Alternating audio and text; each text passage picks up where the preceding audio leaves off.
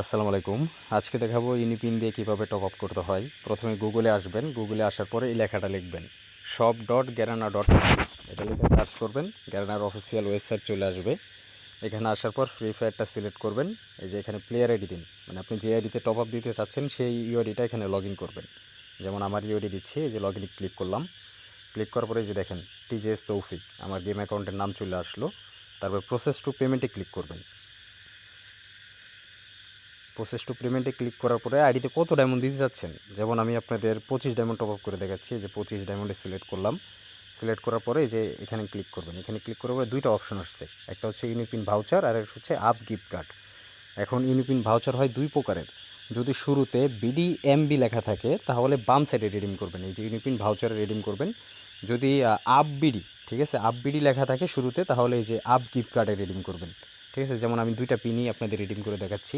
শুরুতে ইউনিপিন ভাউচারে যাচ্ছি, হ্যাঁ, বিডিএমবি। এই যে দেখেন, এই যে গেলাম, এই যে দেখেন বিডিএমবি দেখছেন, এই যে শুরুতে এই কোডটা পুরোটা কপি করবেন। ঠিক আছে, কপি করার পরে এখানে এসে চাইপা ধরে পেস্ট করে দিবেন। এখানে এসে চাপে ধরে পেস্ট করার পরে যে কনফার্মে ক্লিক করলে আপনার আইডিতে ডায়মন্ড চলে যাবে। এই যে দেখেন আইডিতে অলরেডি 25 ডায়মন্ড চলে গেছে। ঠিক আছে, এই যে পেমেন্ট সাকসেসফুল, এই যে আইডিতে 25 ডায়মন্ড চলে গেছে। এখন এই যে ব্যাক টু হোম পেজ দিয়ে দিলাম। এখন আবার দেখাচ্ছি। ঠিক আছে, এখন হচ্ছে আপ বিডিটা দেখাবো আপনাদের। এই যে এখানে চাপ দিলাম, এই যে আপ গিফট কার্ডে চাপ দিলাম। এই যে নিচেরটা হচ্ছে আপ বিডি।